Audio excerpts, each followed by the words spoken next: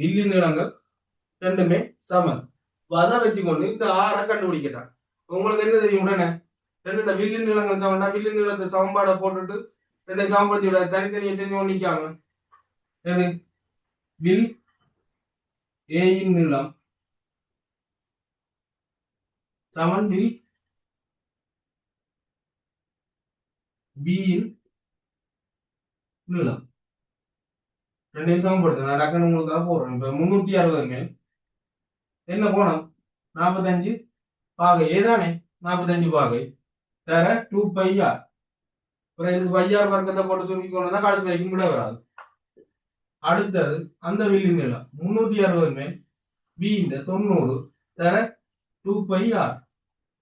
இதுல பாருங்க சமனுக்கு இந்தியாவில வந்தாலும் பெருக்கல் தானே நடக்குது. வெட்டக்கூடிய இந்த ரெண்டையும் வெட்டலாம். பையும் வெட்டலாம். ஒரு ஆரையும் வெட்டலாம். இது என்னது 7 சென்டிமீட்டர் என்ற அதை மாத்தி எங்களுக்கு வித்தியாசம் தெரியறதுக்காக இதுக்கு என்னன்னு போடுவோம். முன்னுக்கு இது இந்த ஆரைக்கு கேபிட்டல் ஆரண்டும் இதுக்கு சிம்மோல் ஆரண்டும் போடுவோம்.